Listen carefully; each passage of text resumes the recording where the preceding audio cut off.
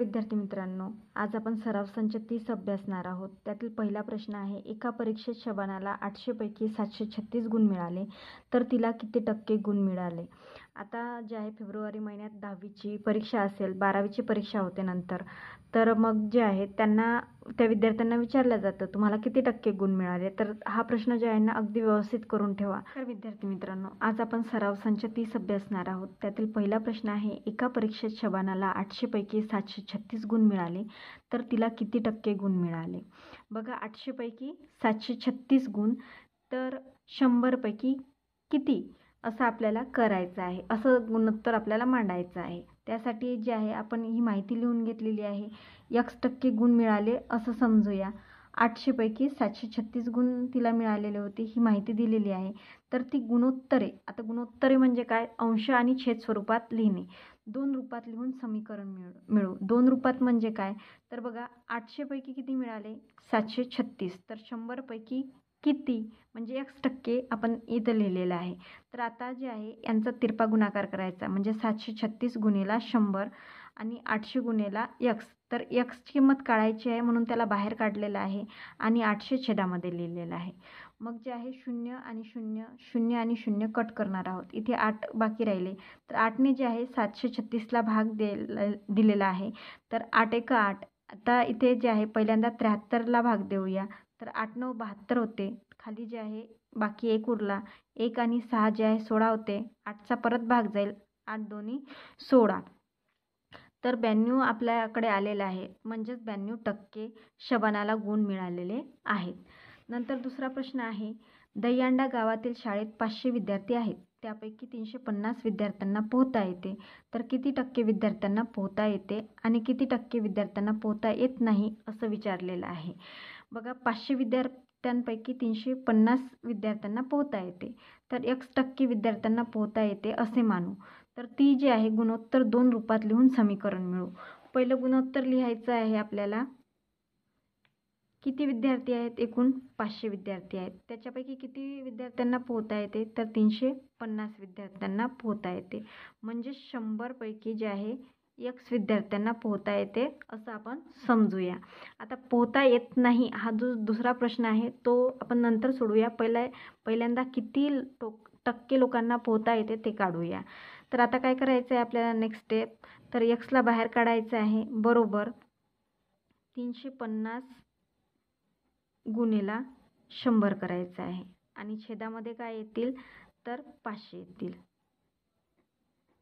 मग आपल्याला 0 0 0 0 कट करायचं आहे.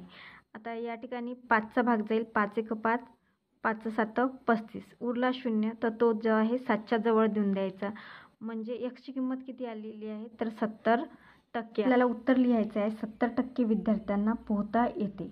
मग आता परत त्यांनी विचारलं आहे किती टक्के विद्यार्थ्यांना पोहता येत नाही, तर 100 वजा 70 करायचे, तर आपल्याकडे उत्तर येणार आहे 30. तर 30% विद्यार्थ्यांना पोहता येत नाही. दुसरं उदाहरण आहे, प्रकाशने शेतातील 19,500 चौरस मीटर शेत जमिनींपैकी 75% जमिनीत ज्वारी पेरली तर त्याने किती चौरस मीटर जागेत ज्वारी पेरली असं विचारलेलं आहे. आता त्याच्याकडे जे आहे 19,500 चौरस मीटर एवढी शेत जमीन आहे. लक्षात आलं का, म्हणजे त्याच्याकडे 100% जमीन जी आहे ती 19,500 आहे. मग त्याच्यातील 75% जे आहे त्यांनी शेतजमिनीत ज्वारी पेरली. म्हणजे आपल्याला समीकरण कसं मांडावं लागेल, मग तर समीकरण आपल्याला मांडावं लागेल, बघा 100 पैकी 75%. तर त्याच्याकडे किती जमीन आहे एकूण, तर त्याच्याकडे जमीन आहे 19,500. त्यापैकी त्यांनी 1 चौरस मीटर जागेत ज्वारी पेरली. मग आता ही आपली गुणोत्तर मांडणी झाली आपली दोन स्वरूपात. आता आपण हे समीकरण सोडवूया. तर काय करायचं आहे आपल्याला, तिरपा गुणाकार करायचा आहे. 75 गुणिला 19,500, छेदामध्ये काय येणार, तर छेदामध्ये येणार 100. तर x ची किंमत आपल्याला काढायची आहे, त्यामुळे जे आहे x हा डावीकडे जाईल. मग आपल्याला समीकरण सोडवायचं आहे, तर 2 शून्य आपण कट करून घेऊया. आता 195 गुणिला जे आहे आपल्याला 75 करायचं आहे. मग माझ्यासोबत गुणाकार करा, किंवा ज्यांना करता येईल त्यांनी माझ्यापेक्षा फास्ट करा. तर 5 5 25, 25 5 नंतर 2 डोक्यावर ठेवला दशकाच्या, तर 5 9 45, 45 आणि 2 47, 47शी 7 हातचे आले 4, तर 5 1 5, 5 आणि 4 9. मग आता 5ने गुणून झालं, त्यामुळे जे आहे आपण 0 देणार आहोत दशकाचा. तर बघा 7ने गुणणार आहोत या 195ला. 7 5 35, 35शी 5 हातचे आले 3, 7 9 63, 63 आणि 3 66, 66शी 6 हातचे आले 6, 7 1 7, 7 आणि 6 जे आहे 13 होणार. तर 13 आपण लिहिणार आहोत, यांची करणार आहोत बेरीज. तर 5 7 आणि 5 12, 12शी 2 हातचा आला 1, 9 आणि 1 10, 10शी 16 परत हातचा आला, तर इथे बघा 14,625 चौरस मीटर जागेत जे आहे ज्वारी पेरली. म्हणून आपण उत्तर लिहिणार आहोत प्रकाशने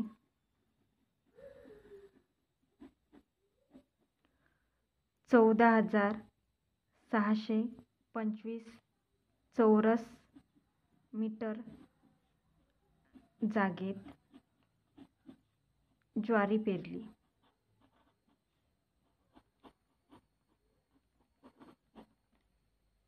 चौथा प्रश्न आहे, सोहमला त्याच्या वाढदिवसाच्या दिवशी एकूण 40 मेसेजेस आले. त्यापैकी 90% मेसेजेस वाढदिवसाच्या शुभेच्छा देणारे होते. तर त्याला वाढदिवसाच्या शुभेच्छांव्यतिरिक्त किती मेसेजेस आले? आता सोहमला एकूण 40 म्हणजे त्या दिवशी एकूण जे आहे 40 मेसेजेस आले, त्यापैकी 90%. आता बघा या ठिकाणी एकूण मेसेजेस 40% आहे. आता शुभेच्छा X मेसेजेस आपण मानूया. तर आपल्याला ती गुणोत्तरे 2 रूपात लिहून समीकरण मिळवायचे. आता तुम्हाला गुणोत्तर कसं लिहायचं आहे ते समजलं असेल. बघा तर 40 पैकी किती मेसेज आलेले आहेत ते आपल्याला माहिती नाही आहे. शुभेच्छांचे आहेत बरं काही. आता 100 पैकी 90% म्हणजे 100 छेदामध्ये आणि 90% वरती. आता काय करावं लागेल, हे झालं समीकरण तयार. आपल्याला X बाहेर काढावं लागेल आणि 40 गुणेला 90 आणि छेदामध्ये 100. तर आता काय करायचं आहे, तर 0 0 0 0 कट करायचे आणि 4 9 36 होते. म्हणजे X मेसेजेस किती आलेले आहेत, तर 36. शुभेच्छांचे मेसेजेस 36 आलेले आहेत. तर त्यांनी विचारले आहे शुभेच्छांव्यतिरिक्त. तर आता जे आहे शुभेच्छा मेसेजेस आहेत, म्हणजेच एकूण मेसेजेस त्याला 40 आले होते. वजा करावं लागेल 36. 40मधून 36 वजा केल्यास किती उरतात, तर उरतात 4. तर 4 मेसेजेस जे आहे ते शुभेच्छांव्यतिरिक्त आलेले आहेत. 5वं उदाहरण आहे, एका गावातील 5,675 लोकांपैकी 5,448 लोक साक्षर आहेत. तर गावाची साक्षरता किती टक्के आहे? साक्षरता विचारलेली आहे आपल्याला. हे उदाहरण जे आहे ना 2 पद्धतीनं करता येतात. एक जे आहे 5,675 लोकांपैकी 5,448 हे लोक साक्षर आहेत. यांची वजाबाकी करून निरक्षर लोकांचे जे आहे आपल्याला वजाबाकी मिळेल. मग त्याला X मानून जे आहे आपण काय करू शकतो, हे उदाहरण सोडवू शकतो. परंतु आपण जे आहे पहिल्यांदा याच पद्धतीने बघूया. जोपर्यंत म्हणजे ही उदाहरणाची पद्धत जी आहे तुम्हाला आतापर्यंत समजलेली असेल तरी याच पद्धतीने आपण सोडून घेऊया. पहिल्यांदा गुणोत्तर मांडूया. आता एकूण किती लोक आहेत, तर एकूण लोक आहेत 5,675. मग ते छेदामध्ये द्यायचे. आता त्यांच्यापैकी किती लोक आहेत, तर 5,448 लोक. मग बरोबर लिहायचं आणि एकूण 5,675 आहे म्हणून छेदामध्ये आपण 100 लिहायचं. आणि जे आहे साक्षर लोक त्यांना आपण X मानलेलं आहे म्हणून X लिहायचं इथे. आता करायचा तिरपा गुणाकार. तर 5,448 गुणेला 100 छेदामध्ये 5,675. आता या संख्या मोठ्या असल्यामुळे जे आहे आपल्याला काय करायचं आहे, तर समान संख्येने भाग द्यायचा आहे. तर 100ला जे आहे 25ने भाग जाईल. 25 चूक 100 आणि या संख्येला सुद्धा 25ने भाग जाईल. तर 25 दोन्ही 50. इथे 6 बाकी राहिले, 67 होईल. 25 दोन्ही 50. तर इथे जे आहे 17 राहिले, 17 आणि 5 175 होईल आणि 25 साती जे आहे 175 होते, म्हणजे 227चा भाग गेलेला आहे. आता या 227ला 4ने भाग जातो का ते आपण बघायचं आहे. नाहीतर मग 227ने जे आहे 5448ला भाग जातो का ते पण आपल्याला बघायचं आहे.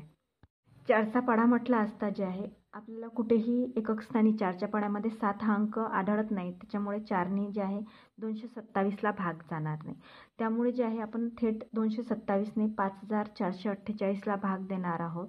कारण की या संख्या कोणत्याही पाढ्यात येतात असं मला आढळत नाही, त्याच्यामुळे जे आहे आपण 227ने थेट आपण भाग देऊया. तर मग 227 दोन्ही करून बघूया. 7 दोन्ही 14, 14शी 4 हातचाला 1, 2 दोन्ही 4 आणि इथे 5 आणि 2 दोन्ही 4, तर 454 जे आहे 227 दोन्ही केल्यानंतर आपल्याकडे 454. 4मधून 4 गेला 0 राहिले, 14तून 5 गेले 9 राहिले आणि या ठिकाणी 5मधून 5 घेतला 0 राहिले. आता 8 खाली उतरवला तर बघा 7चा पाढा बोला, तर 7च्या पाढ्यामध्ये एकक स्थानी येणारा 8 जो आहे 7 चूक 28 चौथ्या क्रमांकावर येतो, म्हणून 4चा आपण भाग देऊन बघूया. 4 7 28, 28शी 8 हातचे आले 2, 4 दोन्ही 8 आणि 2 10, 10शी 0 हातचा आला 1, 4 दोन्ही 8 आणि 1 9, तर 908चा परफेक्ट भाग गेलेला आहे, त्याच्यामुळे 4 आपण या ठिकाणी लिहिणार आहोत आणि 908 वजा करून जे आहे 0 0 आलेलं आहे, म्हणजे 24चा आपला भाग गेलेला आहे. तर 227 1 227 आणि 227 ने 24ने भाग गेलेला आहे. मग आता आपल्याकडे काय शिल्लक राहिलेलं आहे, तर 24 गुणेला 4 शिल्लक राहिलेला आहे, त्याच्यामुळे आपण गुणाकार करणार आहोत.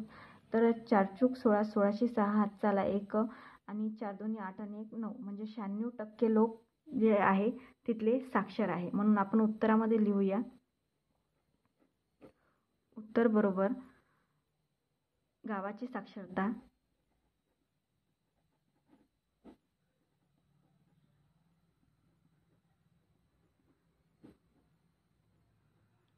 96% आहे.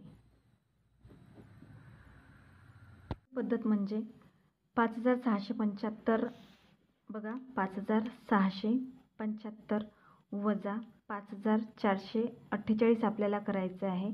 तर 15तून 8 गेले 7 राहिले, नंतर या ठिकाणी 7तून 5 गेले 2 राहिले, नंतर 6तून 4 गेले 2 राहिले. 227 जे आहे निरक्षर लोक येणार आहे.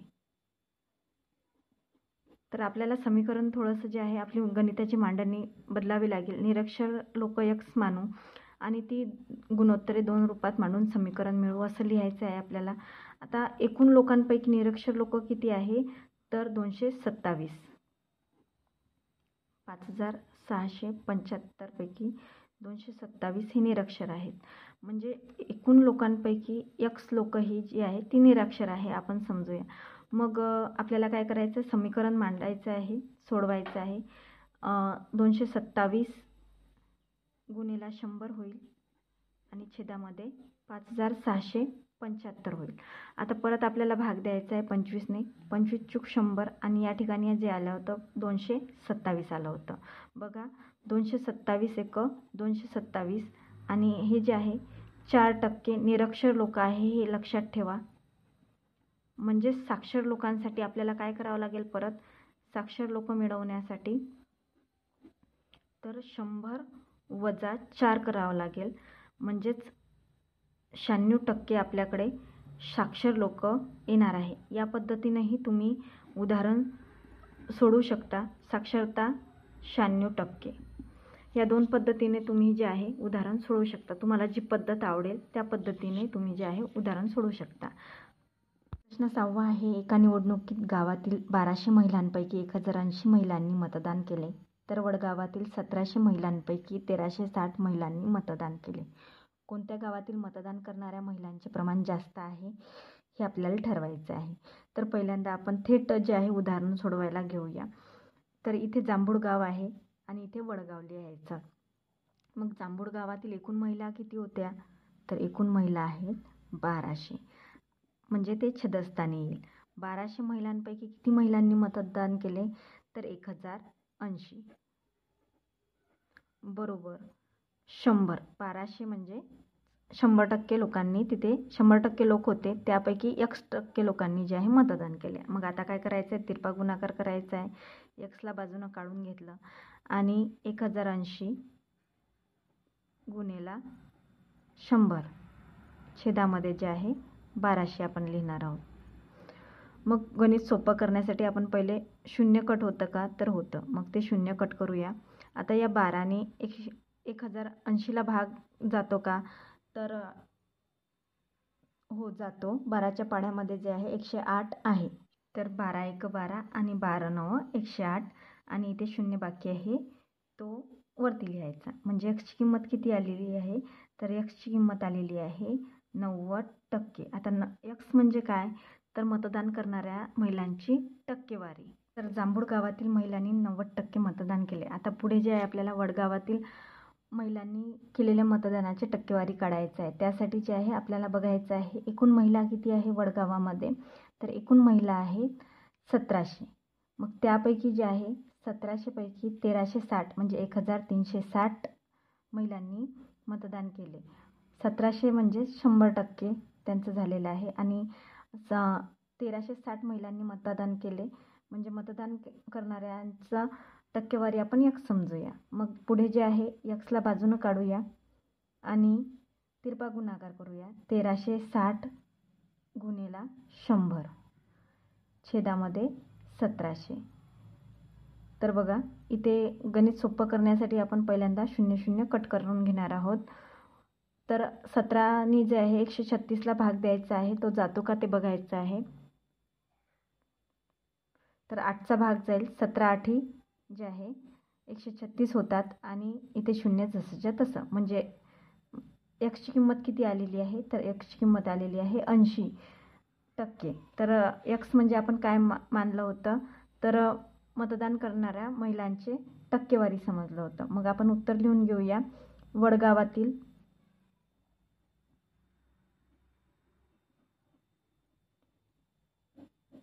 महिलांनी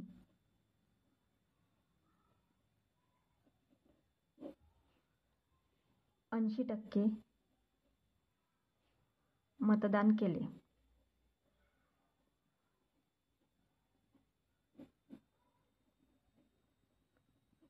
तर कोणत्या गावातील महिलांनी जास्त मतदान केलेले आहेत? तर जांभूळ गावातील महिलांनी 90% मतदान केलेले आहे. त्यामुळे जे आहे आपल्याला उत्तर लिहावं लागेल. जांभूळ गावातील मतदान करणाऱ्या महिलांचे प्रमाण हे जास्त आहे. उत्तरामध्ये लिहून घेतलं आपण जांभूळ गावातील मतदान करणाऱ्या महिलांचे प्रमाण जास्त आहे. अशा प्रकारे आपण जे आहे सराव संच 30 अभ्यासलेला आहे. आय होप तुम्हाला चांगल्या पद्धतीनं तो समजला असेल. धन्यवाद.